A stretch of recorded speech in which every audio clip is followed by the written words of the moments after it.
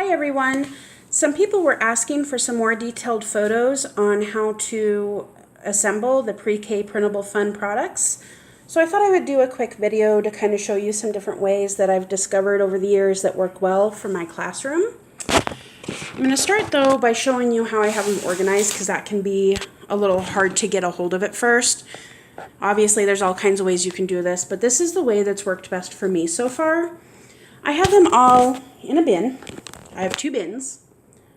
This one has fall and winter, and this one has spring and summer.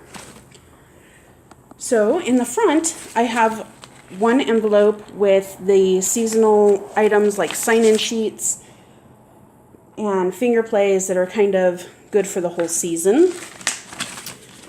And then I have a binder.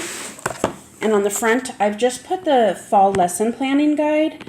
And this really tells me at a glance what I can expect to be doing for the few months.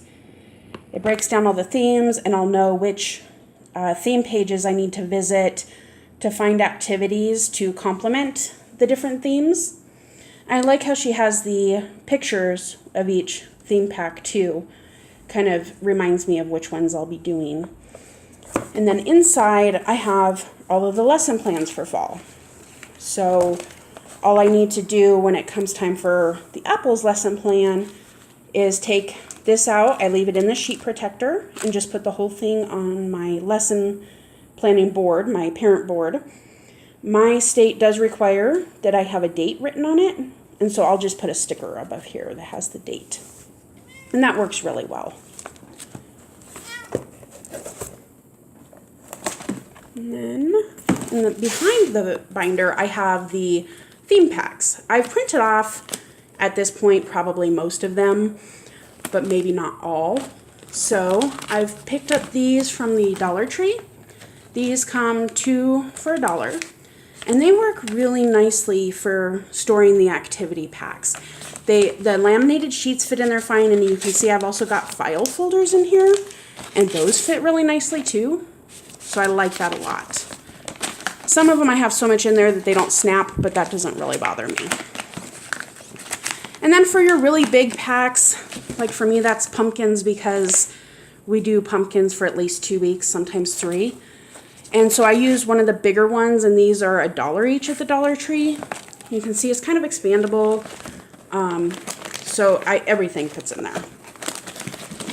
And then the winter ones are behind the winter binder. And this is the same kind of thing. I have all of the lesson plans in there, so they're separated. I'm working right now on putting all the books in the back that are each season.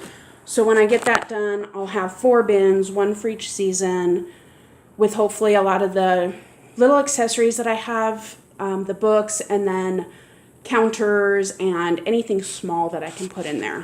So it'll just be taking out 1 bin every season.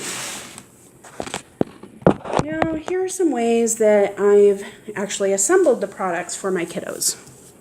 So here we have, this is from the Halloween pack, these cute little witches. On the back, I've put the game pieces inside of a library pocket. And these, I've seen these at the Dollar Tree. I have some from there, and these ones are actually from Amazon. I had wanted this color for a different project. And the kids take the pieces and they put them on. And when they're done, they just go back in here. And that works out really nice. They don't really fall out of here, so I was surprised by that. And this has worked really well. And if you're wondering, I did put these on cardstock before I laminated them. No particular reason, I just kind of liked how it came out. These pencil pouches I use a lot in my program. I find that they work really well to be able to toss on a shelf activities like these number puzzles. So the kids can get them whenever they want, and it's all in this one little bag for them to take out. I get these at Walmart, 2 for $1, or at the Dollar Tree. This I got at Walmart one year back to school. I really like these. We don't use them as a write and wipe pouch like they're intended, But I like that it has a little ring up here. I can hang it in my math center. Sometimes the kids will choose the activities more if I have them hung up where they can see. And so that's how I do these ones. This is the felt food for the Thanksgiving set. And so this was the the printables that were printed and ironed onto the felt. So I have this out for my kitchen set when we start looking at Thanksgiving here in a couple weeks. Again, here I've used the binder pencil pouches. They work really well. And on this one, I've put a label pocket. It's clear, it's got a sticky back. And I print several of these cards with the sight word. So I think there's 5 in here. So they would find all 5 that say is, and they would slide them in. And I printed 5, that way they would keep seeing the word over and over and really help them learn what those words are.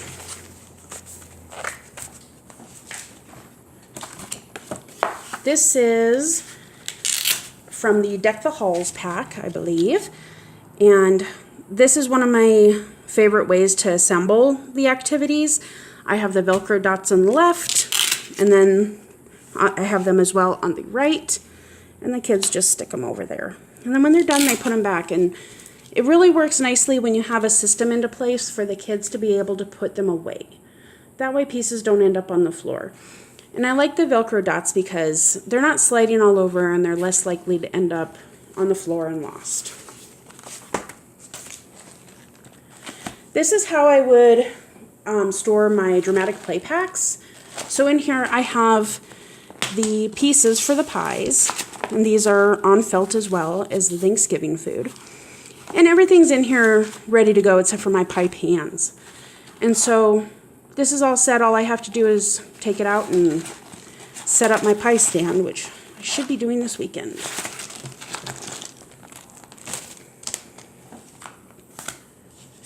This one is how I usually do the finger plays.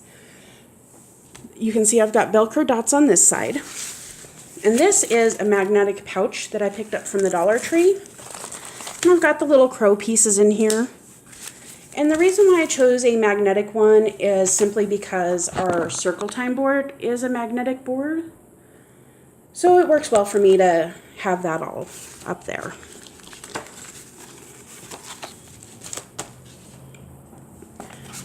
This is probably one of my favorite packs and favorite activities. And here I have used another library pocket. This one was from the Dollar Tree. And I put a little piece of Velcro on the top so that we can put the direction up here. This is one that I would use as an interactive activity. And I would read the sentence to the child. And then they place the bear. And then again, the pieces just slide right in here, so that works really well.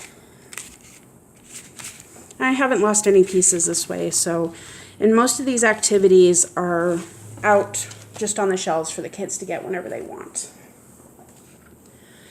Here's the patterning from the pumpkin one, and I've got Velcro dots along the side, and then a super fancy system on the back. I've used masking tape and a snack size Ziploc bag just to store these pieces. There's only 4, so this works really well.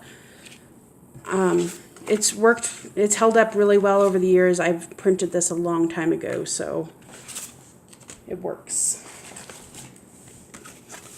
Here's one from the fruit and veggie pack, and this is set up similar to some of the other ones I showed you.